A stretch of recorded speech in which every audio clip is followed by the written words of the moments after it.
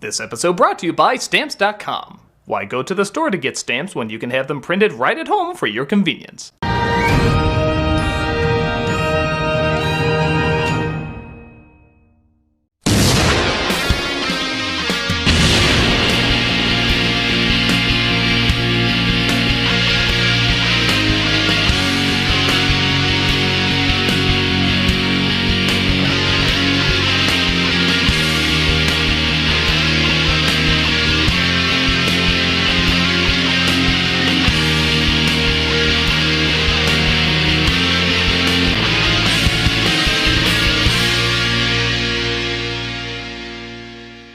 Hello, I'm the Nostalgia Critic guy, remember? So you don't have to.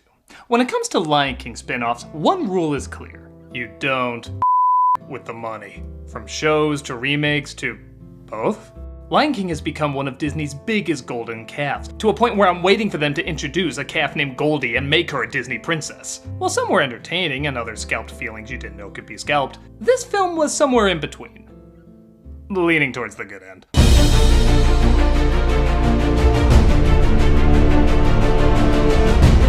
Released in 1998, Lion King 2, Simba's Pride, I find fascinating for a couple reasons. Firstly, it's one of the highest-selling direct-to-video movies ever made, with over 465 million in sales worldwide. Second, despite it being a direct-to-video movie from Disney, an early one at that, people widely enjoy this film despite these sequels usually getting a bad reputation.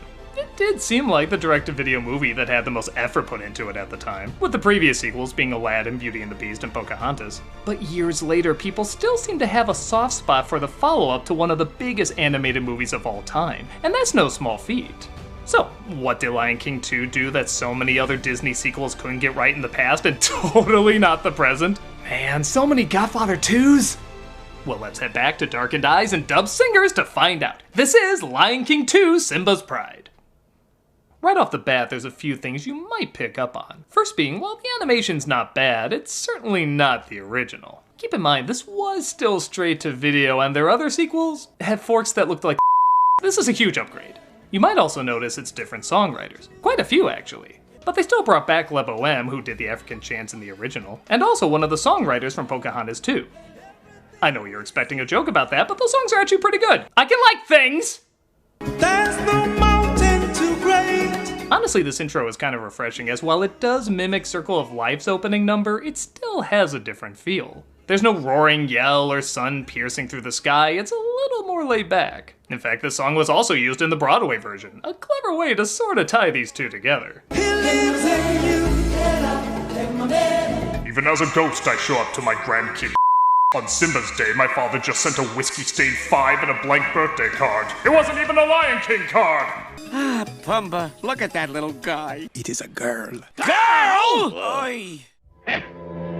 Women. Their daughter's name is Kiara, voiced by Michelle Horn, and the rest of the voice actors are mostly the original cast, with the exception of Zazu, now voiced by Edward Hibbert, who's always called in to replace Disney birds. And stay away from the Outlands. Nothing there but a bunch of backstabbing outsiders. You can't turn your back on them. How come? They took her killed! Oh, Simba. Who does she remind you of? Hey, she looks nothing like my secretary! You have a secretary? Gotta go.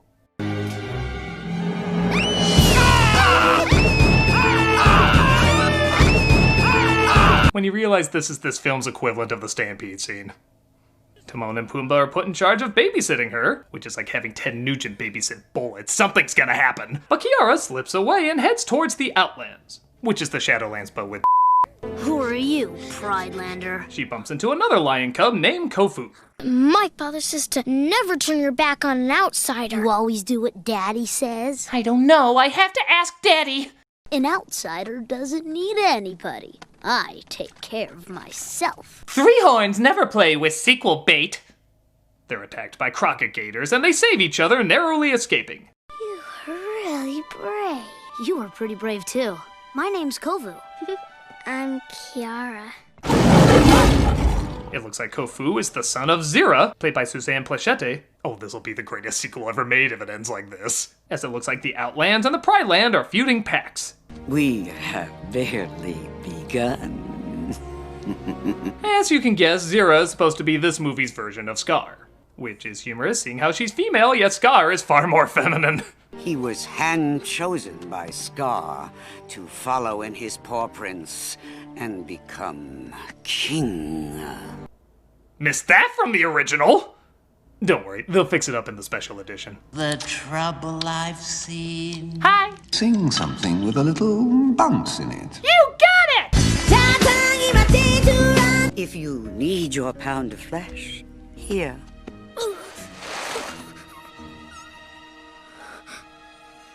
Wow, it's like Sophie's Choice, only nobody even asked! As you'd imagine, Kiara and Kofu are told they can never see each other again. As future queen... What if I don't want to be queen? That's like saying you don't want to be a lion. It's in your blood. We are part of each other. And if there's 1 to 2 males in every pack, yet we're mostly female, then how am I... How are you related to Nala again? One of Broderick's many dub singers comes in and sings a nice little song called We Are One. Right after telling her they should all stay divided. We are one. Am I the only one, by the way, that thought that was Pride Rock and Simba turned into a giant? Just me, y'all then. Oh, hey, Tawny. Where's little termite Kovu? Meanwhile, in the Outlands, the most Andy Dick lion, played by Andy Dick, is frustrated because he's the older brother of Kovu and therefore thinks he should be king. I'm the smartest. Oh, these termites! I'd be okay if we just replaced his performance with his joke from The Aristocrats. We'd be teaching kids the classics. Who has made us outsiders? Simba! Who killed Scar? Simba! Who said you couldn't be Scar's son because that would make the romantic lead your cousin? Michael Eisner? Yes, he gets it right once in a while. She sings the villain song My Lullaby, which is hard not to compare to Be Prepared, but the orchestrations are still pretty cool and give it an intimidating enough sound. The sound of Simba's dying gasp. His daughter squealing in my grasp. You know, the Pride Lands really are in a bad spot. It's surrounded by muddy smoke, scorching heat, and unpleasant locals. It's pretty much Disney World in the middle of Florida. Years pass and Kovu grows older, now voiced by Jason Marsden, who's ready to infiltrate Simba's home. I will avenge Scar. What is your destiny? My soul belongs to you, Baba. Wrong animated flick with us in it, though nice to see you again. Want to find a grilled cheese truck after recording? I'd like that. Kiara as well grows older, played now by Neve Campbell, who's starting her first hunt. Timon and Pumbaa are instructed to follow her. But the lions from the Outlands set Photoshop filter fires and Kiara is caught in the middle of it.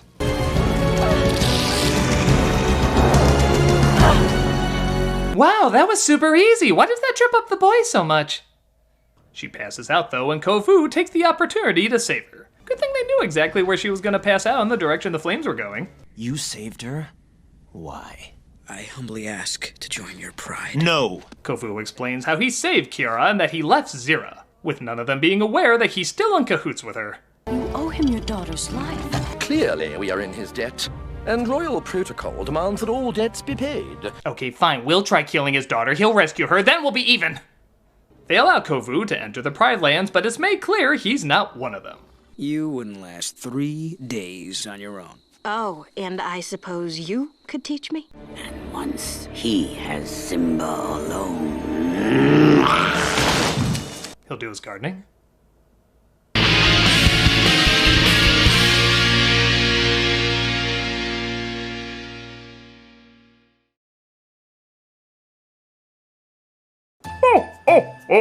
Are we ready to deliver these presents inside people's houses? Boy, you really don't watch the news much, do you, Santa? I've been in Santa hibernation. Why? What have I been missing? Wow! Okay. Suggestions? Hey, not to worry, Santa. We got Stamps.com. Explain. This holiday season, more people will be mailing stuff than ever. That means the post office is going to be busy. You don't have time for that. I literally don't. That's why Stamps.com brings the post office and now UPS shipping right to your computer. Mail and ship anything from the convenience of your home or office. Oh, workshop.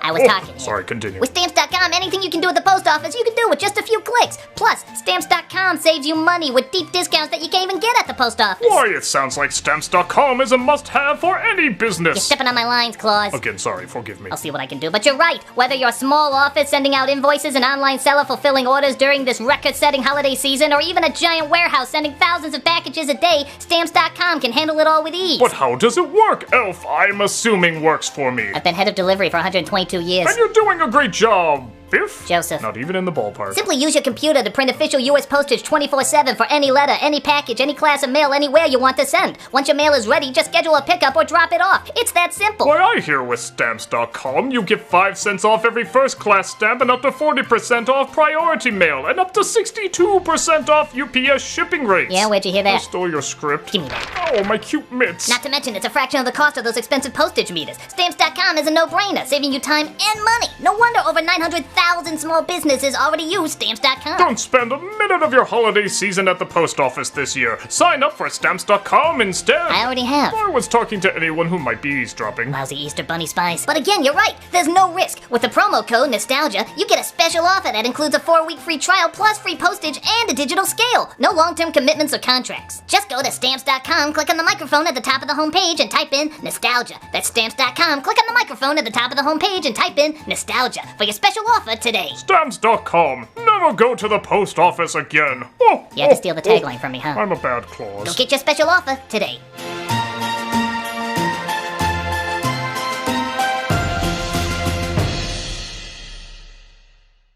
Like our videos? Subscribe to be notified about them.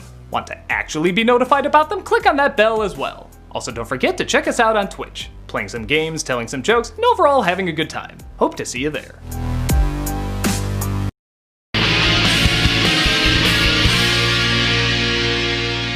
In a pretty cool dream sequence, Simba tries saving his father only to be held back by Scar. Scar. Less cool, Scar! I had a dream I almost acted. Thank God I'm still Matthew Broderick. Kovu shows Kira how to be a better hunter, and all of this is surprisingly very believable. It makes sense that he would be better, as that's all he's been taught ever since he was a kid. He didn't even know what playing was because he's only been shown how to be a killer. What's the matter? Don't you know how to play? Oh. Where Simba always kept too close an eye on Kiara, coddling her too much. Their chemistry works very well too, with Kovu at first not being interested, but the more he shows Kiara how to hunt, the more she shows him how to enjoy life. As you probably put together, this is a retelling of Romeo and Juliet, which makes sense as the first film was clearly Hamlet. This has been played for laughs and other variations, but both performers take their roles seriously enough for this to work. My father said there was a darkness in Scar that he couldn't escape. Maybe there's a darkness in me, too. It doesn't seem like just another paycheck for them. They sound like they want to turn in something legitimately emotional and authentic. Judge me now for who I am. Or am I to be blamed for a crime I didn't commit? Our place is with our pride. If we run away, they'll be divided forever. I surprisingly get into these new characters more than I do the old characters, who I can't really say are bad, but can't really say are good either. Maybe he could help. Right, let the vicious outsider. Hey, wait, what if he helps? You know, kids, you can just chapter skip my lines from the first film. I'll judge, but quietly. Rafiki sees possibilities in their blooming romance and decides to sing a catchy but kinda pointless song. Where the passion fruit grows sweet. I don't know, I just get less high romance out of this and more cereal commercial. Better watch your step cause the path is steep. Wherever I go with my Cocoa Krispies. Fruity marshmallow Krispies, you'll be snap, crackle, poppin' over lots of fruities. Regardless, African Under the Sea is still fun and colorful, and even Simba opens up to their bond and invites Kofu to sleep with the pack, despite it leading to some slightly awkward animation. Kiara, I don't want you talking with him. I want to talk with him. Yuck! Simba tells Kofu about the terrible things Scar did, and he starts to change his point of view. However, the lions from the Outlands have not. Well done, Kovu. Just like we always planned. You! No! I didn't have anything to do with this! We'll just replace any with every and you'll be closer to how things went down. The lions attack, but Kofu saves Simba, accidentally sacrificing his brother in the process. I tried. Shh. I shall always remember you, other one. You!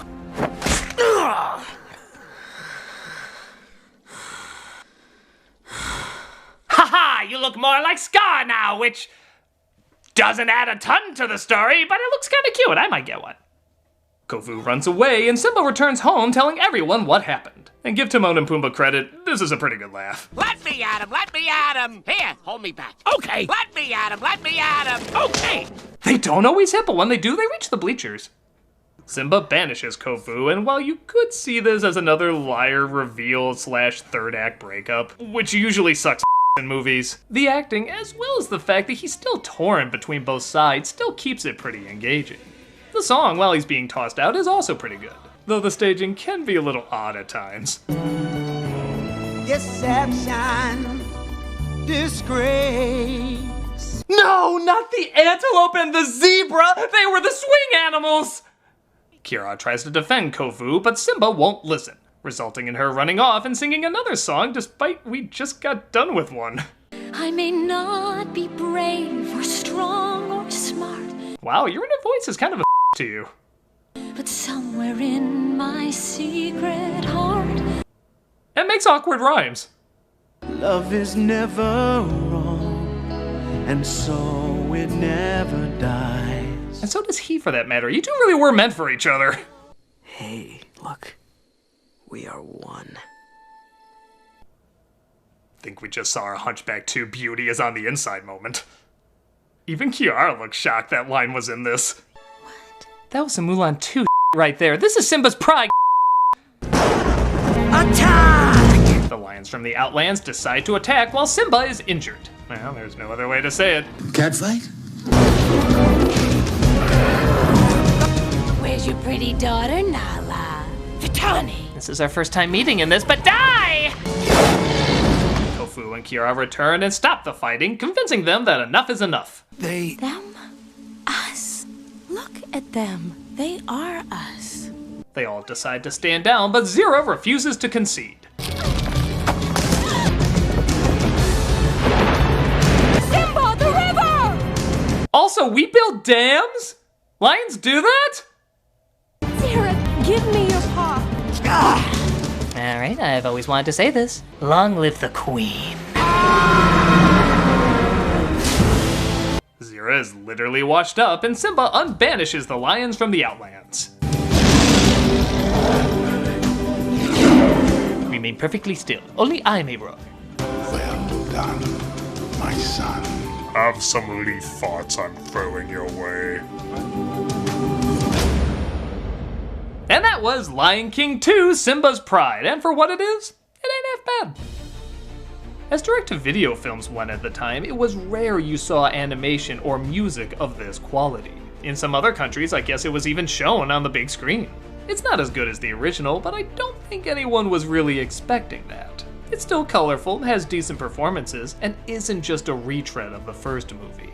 Is it a little formulaic? Sure, but for the budget and time restraints most direct-to-video movies had, I'd say they did a pretty good job. If you're in the mood for not a fantastic, but a decent follow-up to one of the biggest movies ever made, check this out. It's better than it honestly has any right to be. I'm a Nostalgia Critic guy, remember it, so you don't have to. I don't want you talking with him. I want to talk with him. Hey, Doug Walker here, doing the charity shout out. Once again, this is a recommendation somebody asked me to talk about here, and it does have a tie into COVID, which is very, very nice. This is the First Responders Children's Foundation. This organization provides financial support to both children who have lost a parent in the line of duty, as well as families enduring significant financial hardships due to tragic circumstances. They also support, promote, and facilitate educational activities and programs created and operated by law enforcement and firefighting organizations, I can talk, whose purpose is to benefit children or the community at large. And first responders are, as well as many of you know, are on the front lines of the COVID-19 pandemic in every community across the country, and you can help those first responder families who are enduring financial hardship due to this outbreak. So as you can see, this is just a good organization in general, you know, whether COVID has anything to do with it, but because of COVID, clearly there's a lot, you know, there's a lot of eyes on this, there's a lot of people who are suffering right now, and this is an organization that's really, really trying to help the families and communities affected by it. So definitely check it out. Again, if you can donate, that'd be great. Volunteering is also welcome, but yeah, even if not, spread the word. Always spread the word of the good that people are doing. So thank you so much, and I'll see you next time.